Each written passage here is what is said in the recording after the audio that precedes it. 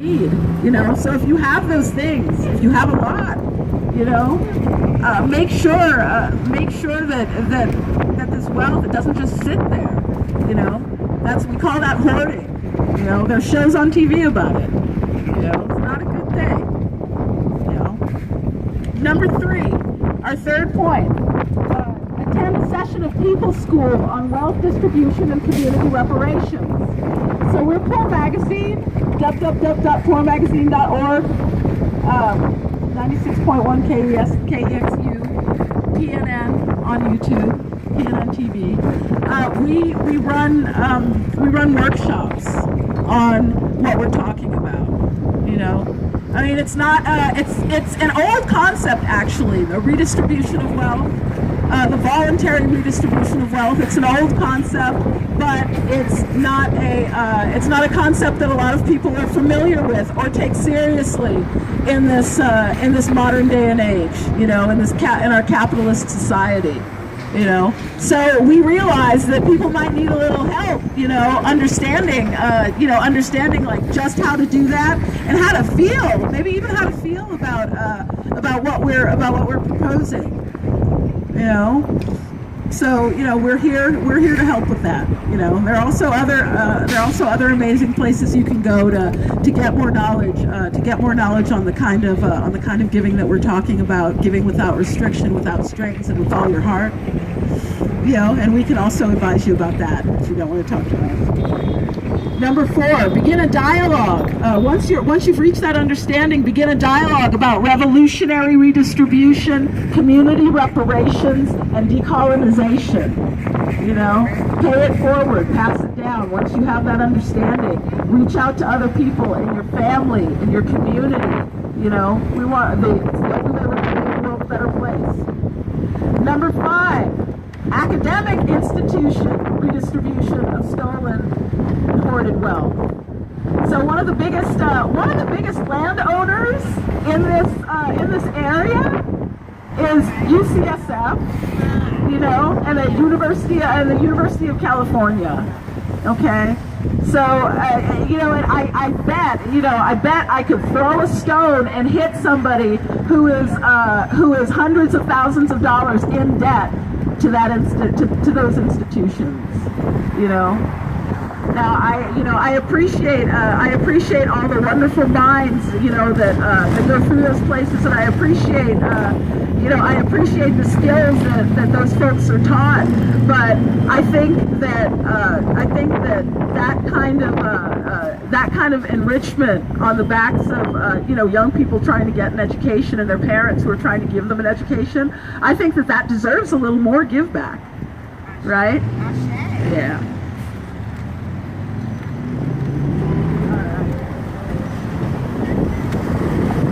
Okay, so these are two models that we're presenting.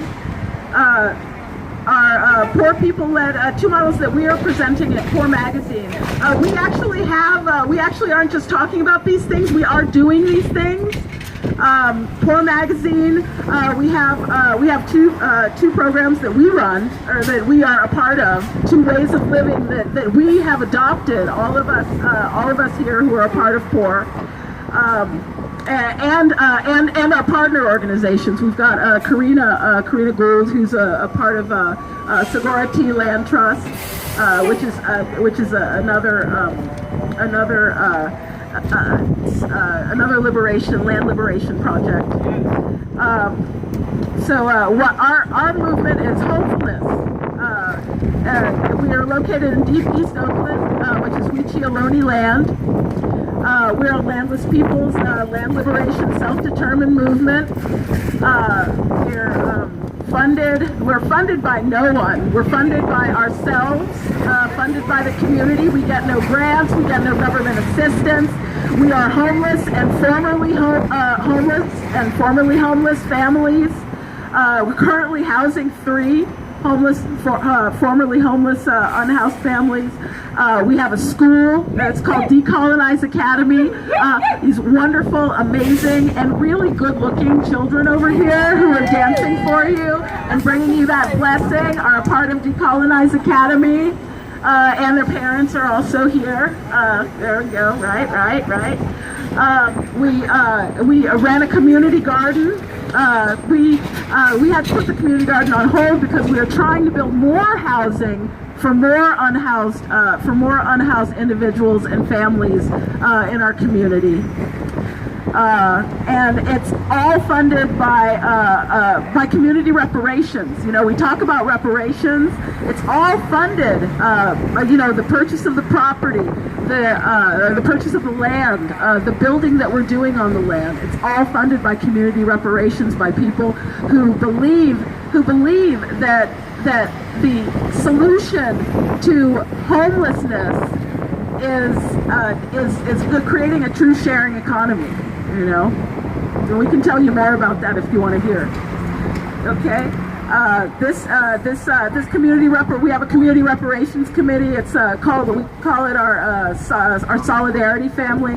It's youth who have, people younger than me. They might not actually be youth, but people younger than me who have educational and financial privilege. You know, who use and leverage that privilege and those connections to directly help us build what we're building, you know, which is housing, you know, which is housing for which is a permanent housing for unhoused folks, right?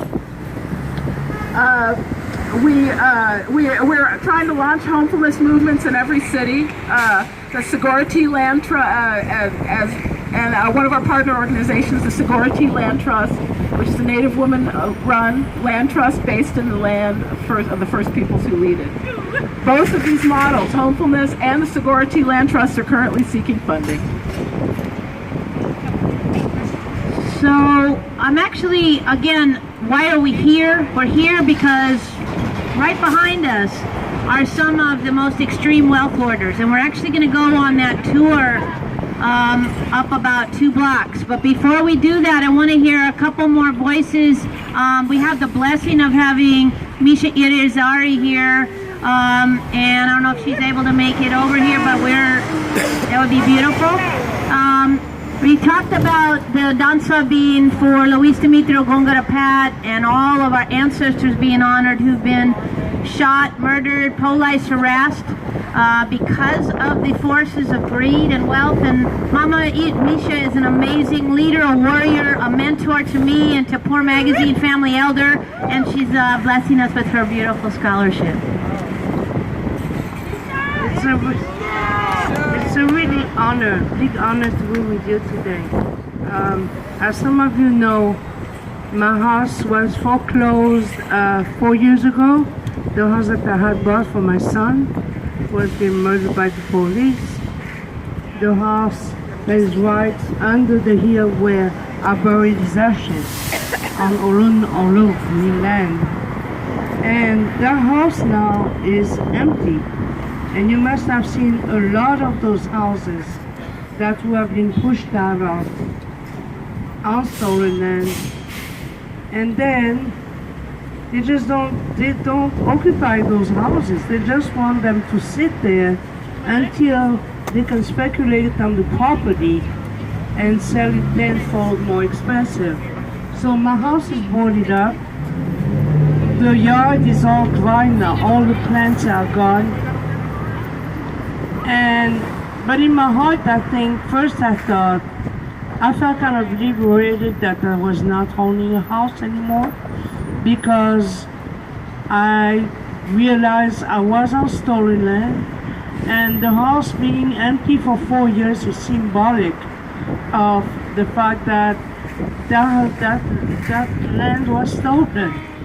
You know, now it's boarded up. It's a symbol of who are the people who should be on that lot. So it won't stay like that long, but there is like a very deep history to each piece of land that we are on. Just imagine how this corner would have been. There would have been, I don't know, people cooking, people making utensils and baskets and sharing stories, educating their kids. And what is this? So gray and metallic and soulless. So at least let's feel the spirit of the ancestor here with us, because there's no doubt about it. They